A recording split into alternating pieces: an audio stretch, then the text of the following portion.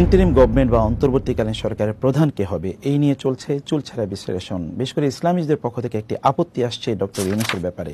Doctor ইউনূসের ব্যাপারে ইসলামিস্টদের যে আপত্তি, সেই আপত্তির সাথে আমরা একমত যে তিনি সুদকে সামাজিকীকরণ করেছেন, বাংলাদেশের সর্বত্র তিনি ছড়িয়ে দিয়েছেন, এই বক্তব্য সত্য। কিন্তু তার পাশাপাশি ইসলামিস্টদেরকে যে কথা ভাবতে হবে তা হলো বর্তমানে বাংলাদেশ যে ক্রাইসিস ফেস করছে, পলিটিক্যাল ক্রাইসিস আছে, সিকিউরিটি ক্রাইসিস আছে, ইকোনমিক ক্রাইসিস আছে, স্ট্যাবিলিটি এর ক্রাইসিস আছে, এবং রয়েছে এখানকার ডেভেলপমেন্টের ক্রাইসিস, রয়েছে ইন্টারন্যাশনাল রিলেশনের ক্রাইসিস। এতগুলো ক্রাইসিস সমাধান করার মতো এবং প্রতিবেশী দেশের একটা বড় ধরনের এখানে নজর আছে, ছোবল আছে, থাবা আছে, এবং এখানে শকুনের তাদের যে নজরদারি এখানে আছে, এগুলো সব কিছুকে ট্যাকেল দেওয়ার মতো একজন ব্যক্তির নাম আপনাকে বলতে পারেন ডক্টর ইউনূস ছাড়া, যিনি সবগুলো জিনিসকে এখন এই মুহূর্তে ট্যাকেল দিতে পারবেন? একবার চিন্তা করে দেখুন, একটা যুদ্ধ বিধ্বস্ত দেশের মতো একটি দেশের মধ্যে আমরা এখন আছি। এই দেশের জন্য ব্যাপক পরিমাণে ইন্টারন্যাশনাল সাপোর্ট লাগবে। এই সাপোর্ট নেওয়ার মতো বাংলাদেশে একমাত্র ব্যক্তি কি ডক্টর ইউনূসের বাইরে আর কেউ আছে? এবং দ্বিতীয়ত একবার চিন্তা করে দেখুন তো, যে আমাদের প্রতিবেশী রাষ্ট্রের আমাদের উপর যে ছোবল আছে, এর বিরুদ্ধে দাঁড়ানোর মতো একটা ব্যক্তি গোটা পৃথিবীকে একত্রিত করতে পারে, তিনি ডক্টর ইউনূস। এবং তার পাশাপাশি গোটা বাংলাদেশ উন্নয়নের ক্ষেত্রে, ইকোনমিক্যাল ডেভেলপমেন্টের ক্ষেত্রে তিনি সুদী কাজ করেছেন বটে, সে কথা সত্য, কিন্তু এই জায়গায় তার যে এক্সপার্টিজ আছে, এত হিউজ এক্সপার্টিজ গোটা দেশকে ডেভেলপ করার জন্য, এবং এর বাইরে বাংলাদেশের বাইরেও গোটা পৃথিবীতে গ্রামীণের যেই ব্যাংকের তাদের যেই সমৃদ্ধি এবং তাদের যে সুনাম রয়েছে, এবং এখানে তাদের যে এক্সপার্টিজ রয়েছে, এরকম একটা লোককে আমাদের কাছে আছে বলুন? এমন কোন লোক আছে? বরং আমি যেটি বলবো যে ইসলামীদেরকে এগিয়ে আসা দরকার। রাসূলুল্লাহ সাল্লাল্লাহু আলাইহি ওয়াসাল্লাম কি বলেন নাই, খেয়ারুকুম ফিল জাহিলিয়াতি খেয়ারুকুম ফিল ইসলামি ইযা ফাকিহু? জাহিলি যেগুলো লোকেরা, তারাও যদি ইসলামে আসে তাহলে তারা সেরা হতে পারে। ডক্টর ইউনূসকে বরং আপনার বরণ করে নিন, তার কাছে আপনার যান, তার কথা আপনারা বলুন, তিনি বুঝুক যে ইসলামিস্টরা তাকে সাপোর্ট করছে। অতএব এমনিই তিনি মুসলিম, আর ইসলামের ব্যাপারে তার আরো সফট কর্নার তৈরি হবে। তাকে আপনার বলুন, আপনারা তাকে দাওয়াত দেন। ওমর ইবনুল খাত্তাব রাদিয়াল্লাহু তাআলা আনহু জাহেলি যুগে রাসূলকে হত্যা করতেও গিয়েছেন, কিন্তু ইসলামে কত বড় সম্পদ তিনি হয়েছেন। আর আমর ইবনুল আস রাদিয়াল্লাহু তাআলা আনহুর কথা যদি একবার চিন্তা করে দেখুন, অথবা সোহাইল ইবনে আমরের কথা একবার চিন্তা করে দেখুন, মক্কা বিজয়ের সময় যখন সাহাবায়ে কেরামরা তার ব্যাপারে খারাপ কথা বলতে গিয়েছিল, রাসূল সাল্লাল্লাহু আলাইহি ওয়াসাল্লাম বললেন না, বলো না। তিনি একদিন মুসলিমদের পক্ষে তিনি শক্তিশালী ভূমিকা তিনি পালন করবেন, এবং তার এই মুখের কথাই, তার যে বুদ্ধিমত্তা, ডিপ্লোম্যাটিক তার যে বুদ্ধিমত্তা, এটা কোনো এক সময় মুসলমানদের কাজে লাগবে। এবং আপনারা জানেন আবু বকর রাদিয়াল্লাহু তাআলা আনহুর সময় রিদ্দার যুদ্ধে যখন লোকেরা বিভিন্ন জায়গায় তারা ছড়িয়ে পড়ছিল, এবং যখন তারা ইসলামের বিরুদ্ধে চলে গিয়েছিল, তার বক্তব্যে কিন্তু হাজার হাজার লক্ষ লক্ষ লোক আবার ফিরে এসেছে। তার সেই মুখের বাণী কিন্তু ইসলামের কাজে লেগেছে। ডক্টর ইউনূসকে আমরা কিন্তু সেভাবে তাকে স্বাগত জানাতে পারি, আমাদের পক্ষে লাগাতে পারি। কমপক্ষে এখন ন্যারো চিন্তা থেকে বের হয়ে গোটা বাংলাদেশকে আমাদেরকে রিফর্ম করতে হবে, বাংলাদেশকে আমাদের রক্ষা করতে হবে। এই রক্ষা করার ক্ষেত্রে ডক্টর ইউনূসের বিকল্প আমাদের কাছে আপাতত নাই। সেই কারণে আমরা বলবো যে আমাদের বর্তমান কনটেক্সটটাকে আমাদের ভালো করে বোঝা দরকার। আমাদের সিকিউরিটির ইস্যুটি প্রচন্ড গুরুত্বপূর্ণ, এটা বোঝা দরকার।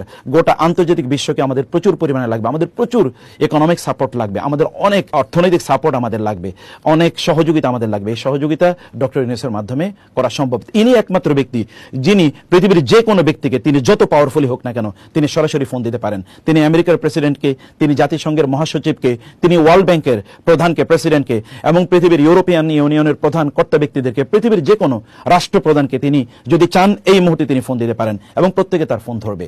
তিনি একমাত্র ব্যক্তি যার নামে বাংলাদেশকে বহু লোকেরা চেনে। অতএব আমরা আমাদের নিজেকে ওই জায়গায় নিয়ে যাই, ডক্টর ইউনূসকে দিয়ে আমরা আমাদের দেশকে, আমাদের যে স্বার্থ আছে সেই স্বার্থটা আমরা হাসিল করি, সেটি আমাদের দরকার। অতএব অন্যায়ভাবে তার বিরোধিতা করার প্রয়োজন নেই, বরং আমরা ছাত্র সমাজের সাথে একই বক্তব্য আমরাও দিতে চাই, তাদের সাথে আমরা সুর মিলিয়ে আমরা বলতে চাই, আমরা ডক্টর ইউনূসকে তত্ত্বাবধায়ক সরকার অথবা যদি ইন্টারিম গভর্নমেন্ট বলি, এবং আমরা যদি বলি যে এখানকার অন্তর্বর্তীকালীন সরকার, তার প্রধান হিসেবে আমরাও তাকে দেখতে চাই। আরেকটি বিষয় এখানে খুবই গুরুত্বপূর্ণ, তিনি কিন্তু কোনো পলিটিক্যাল ক্যারিয়ার না, তার পলিটিক্যাল কোনো ভিশনও নাই যে তিনি এখানে দীর্ঘদিন পর্যন্ত থাকবেন। তিনি ইন্টারিম একটি ব্যবস্থাপনা তিনি করবেন, তারপরে তিনি হতে পারে তিনি নির্বাচন দেবেন বা কি করবেন সেটি একটি ভিন্ন বিষয়। আবার তিনি পলিটিক্যাল কোনো গ্রুপ তৈরি করে তারপরে এটাকে অন্যদের মতো যারা এতদিন পরিচালনা করেছিলেন তাদের মতো এটাকে তিনি কুক্ষিগত করবেন, এরকম কোন ব্যক্তিত্ব তিনি নন। আর তিনি দেখুন গ্রামীণ ব্যাংক অথবা গ্রামীণ ফোন এবং অন্যান্য যা কিছু তিনি ধরেছেন সব হীরার টুকরা হয়ে গেছে। তার যে সোশ্যাল বিজনেস, এটা তো আমাদেরই আইডিয়া, এটাকে তিনি কেবল একটু আপনার মানে ইউরোপিয়ানাইজ তিনি করেছেন। সোশ্যাল বিজনেস তো আমাদের ওয়াকফের যে আইডিয়াটা তিনি আসলে সেল করতে চেয়েছেন। অতএব তার কনসেপ্টগুলোকে আপনি এগুলোকে ইসলামের বাইরে আপনি দেখবেন না, এগুলোকে কোন অবস্থায় ইসলামাইজ আপনি করে নিতে পারেন। তার ইকোনমিক থিওরিটাকে আপনি কেবল ইসলামিক থিওরিতে রূপান্তরিত করেন। এবং আপনি দেখুন না ইসলামী ব্যাংকগুলো কিন্তু তার যে রুরাল ব্যাংকিং অথবা তার যদি আমরা বলি মাইক্রো ফাইন্যান্স, ইসলামী ব্যাংকগুলোকে এখন করে না। হাজার হাজার এনজিও তৈরি হচ্ছে মাইক্রো ফাইন্যান্সের উপর। ইসলামিক মাইক্রো ফাইন্যান্স নামে তৈরি হয়েছে কিন্তু এই ডক্টর ইউনূসের সেই থিওরির উপর। অতএব থিওরিকে ইসলামাইজ করুন এবং তাকে আপনার বলুন যে এই কাজগুলো ইসলাম নিষিদ্ধ করেছে, তিনি নিশ্চয়ই সেটি বুঝবেন। অন্যথায় তার বিরোধিতা করলে আমরাই ক্ষতির মধ্যে নিমজ্জিত হব, কারণ আমরা একটা সন্ধিক্ষণে দাঁড়িয়ে আছি। ক্রু থেকে কাউন্টার ক্রু হয়, হতে পারে যে আপনাদের যে অভ্যুত্থান, আপনাদের যে অর্জন, যে বিজয়, এই বিজয় কিন্তু হাতছাড়া হয়ে যেতে পারে। অতএব এখন বিরোধিতা করার সময় নয়, এখন ডক্টর ইউনূসের পক্ষে বরং আমাদের দাঁড়ানো দরকার। বরং চলুন আমরা সবাই সমস্যারে বলি, ওলামায়ে কেরাম বলুক যে আমরা ডক্টর ইউনূসকে চাই, এবং তারপরে তার সাথে নেগোসিয়েশনে বসুন যেন সুদ থেকে কিভাবে মুক্ত হওয়া যায়। আর মনে রাখবেন, ডক্টর ইউনূসের বিরুদ্ধে যে প্রপাগান্ডা, এই প্রপাগান্ডা কিন্তু পার্শ্ববর্তী দেশ এবং যারা চলে গেছে তারা কিন্তু এই প্রপাগান্ডা তৈরি করে গিয়েছে। তাদের প্রপাগান্ডায় আমরা এখন চালিয়ে যাচ্ছি। তিনি সুদখোর, তিনি রক্তখোর, ইত্যকার, এই কথাগুলো এতদিন কারা বলেছে? যারা বলেছে তারা কি বাংলাদেশকে ইসলামিক স্টেট তৈরি করেছে? তারা কি এখানকার ইকোনমিক সিস্টেমকে ইসলামিক করেছে? তারা কি এখানকার ইসলামিক ব্যবস্থাপনা যারা বলেছে তারা কি তাদের পক্ষে ছিল? ওলামায়ে কেরামদেরকে কারা হত্যা করেছে? কারা এখানকার ইসলামিক প্রতিষ্ঠানগুলোকে বন্ধ করে দিয়েছে, লুটতরাজ করেছে?